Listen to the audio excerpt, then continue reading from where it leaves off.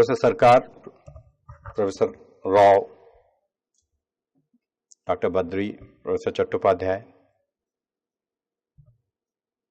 other faculty members of this university, ladies and gentlemen. I have been very closely interacting with Professor Sarkar. This one Vice Chancellor with whom I have had the maximum number of interaction is Dr. Sarkar, for variety of reasons. And today, this Netaji Subhash Open University, if it is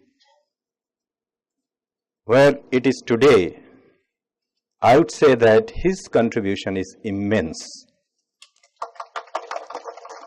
His understanding of this field, academics, the technical aspects of an open university and even a regular university. Because I have been mostly discussing with him the issues about new universities which are being set up in West Bengal. For those who have come from outside, let me tell you that in West Bengal, as it was mentioned in the inaugural, in the welcome address, since 2011, there has been an emphasis on expansion. And with that, equity and excellence, of course, is something that we are also striving for. And this expansion is something unbelievable. In 2011, there were only 12 universities in West Bengal. Today, we have 40 universities, including 10 private universities. One of them is MIT. Dr. Chattopadhyay is sitting here. We had none before 2011. And these universities which have been set up, the state-aided universities and even some private universities, they are not only in Calcutta and around Calcutta. They are in different parts of West Bengal. Similarly, new colleges, both government and government-aided, general degree colleges, state-aided colleges, engineering colleges, they have been opened more than 50 in the last few years to fill in the gaps, again mostly in rural areas. In Kuch Bihar, in Purulia, in Dinajpur, in all places, in Midnapur, Jhargram, all kinds of places. And this has been done with a view to expanding this infrastructure. But as you know, that there are, even in spite of this, we are very, from population viewpoint, we are very dense. In West Bengal, over 9 crore population. And the boys and girls who want to go out and study, all of them are not able to go to a regular college or university because of variety of reasons already stated in the small video that was presented. And that is where this university plays a very important role. So, along with the expansion, equity and excellence, there is another very important dimension to social development, that is inclusiveness. And that is what this university is achieving. Inclusiveness of those who for so many reasons are not able to get access to formal forms of higher education. You have mentioned in your note that about 30% GR, graduate enrollment. Now, where we stand today in West Bengal? In 2011, it was only 12.3. Last few years, there has been more than 50% increase. In the last survey, it stands at 18.7. National average is about 25. I think it's 25, something around that. And the target is to reach nationally towards 30 in the shorter run. Just imagine where we stand in West Bengal. So, the number of colleges and universities, we really not only need to expand, but create situations, facilities, opportunities, so that larger and larger number of boys and girls can join in. If you further analyze the GR, what we find that about 85% of enrollments are only in general degree programs. And that's why vocationalization of education, linking with skills, linking with vocations, that is also very important. And I was listening to a video, I found that is in that direction also. You are doing a very good job. And we have to further see, devise different methods that how we can fulfill these needs of our young boys and girls. Another very important dimension to this is the greater enrollment of girls in higher education in West Bengal. It is 50% higher. If you look at the increase part, 50% higher compared to boys. And I feel, and I'm confident, looking at the data, that time is not very far when there will be more girls in higher education than boys in West Bengal. It's very, very good trend. We want more and more girls to come out, do higher education, and give this leadership in homes, in workplaces, in factories, everywhere. And that is another role that this university has to play, that how we groom these young girls, starting from Kanyashri project. For those again from outside, let me tell you that is a Kanyashri project that is going on in this state. Kanyashri project is basically a project aimed at ensuring that girls at very young age don't get married. That is what was happening in West Bengal, in some parts of West Bengal. The median age was only 16 years. For those who don't know, let me tell you. You may not believe it, but the median age of marriage in West Bengal was 16 years till recently. And that was major concern. So that's why this project has been launched, where the girls, they are enrolled into the project, they get an annual amount, which is about 750 rupees, has been enhanced recently. And then when they complete their education up to a level, say maybe class 12 or so, and remain unmarried, the West Bengal government puts 25,000 rupees in the account of that girl. So that is up to school education.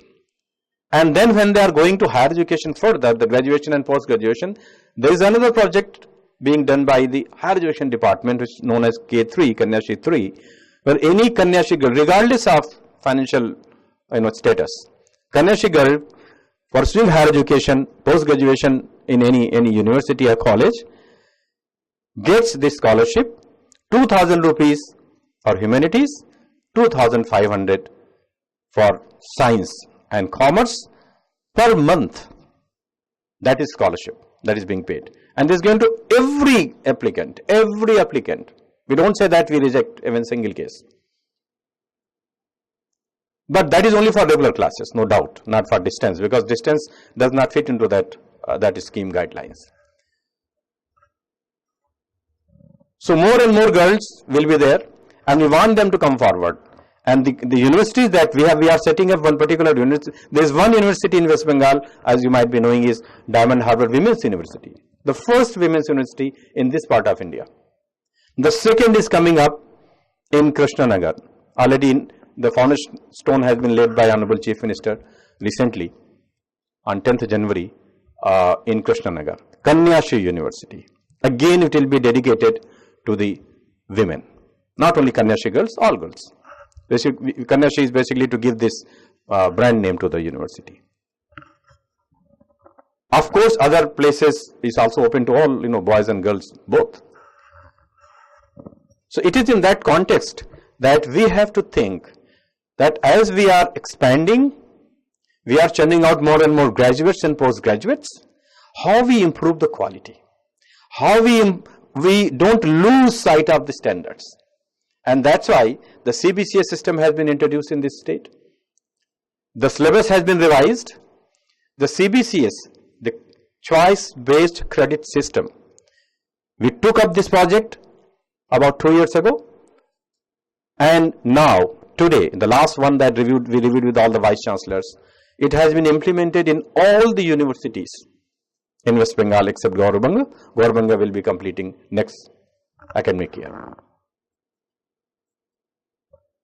In order to ensure that these universities, they get hand-holding support, they don't slip on standards and quality, a committee has been set up by Honorable Chief Minister under chairmanship of our minister, where the 3 vice chancellors are the members, Jadavpur, Calcutta and Presidency University, to see that how we can support, create a network between these universities and the new universities, and create a mechanism so that the students from those colleges can also get benefit of better quality education, improve the standards, the teaching, learning, research, lab work, everything, a full package. We are working on that. Already we had a meeting.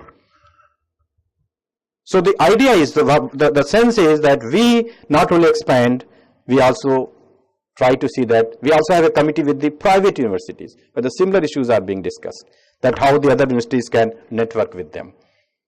Aliyah had 2 meetings with the private universities on those issues. We are not losing sight of the private universities while doing this work.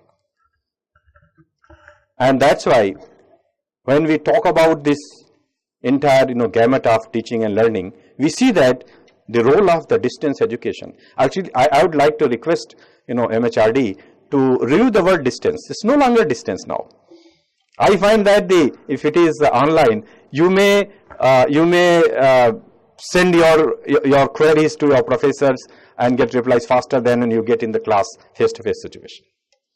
You have so many things, means the streaming into your mobile or computer more faster than maybe the material that you might get in a face-to-face situation or in the library that you go physically. So I think this is the word has changed. It is basically ICT enabled education, and the role of ICT is so crucial and significant in this. I think it is rather giving an advantage to those who are undergoing these courses, because then we are able to harness the potential of ICT in delivering education, higher education, vocational education, and of course lifelong learning. The certificates programs can be done, the courses can be designed so that people even at workplaces can continue to learn.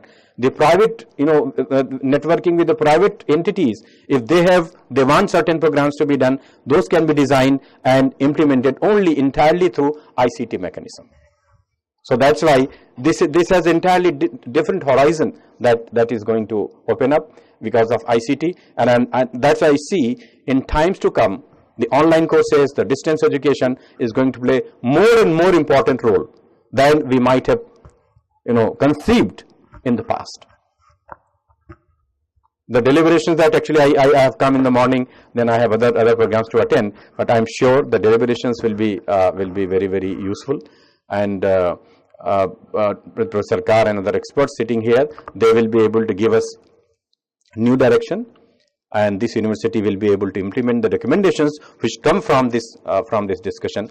I wish you all a very happy discussion and deliberations, and hope that we will be able to really add one more feather to the cap of this university. The government of West Bengal, the Higher Education Department, is committed to supporting the efforts and initiatives of the university. Thank you very much.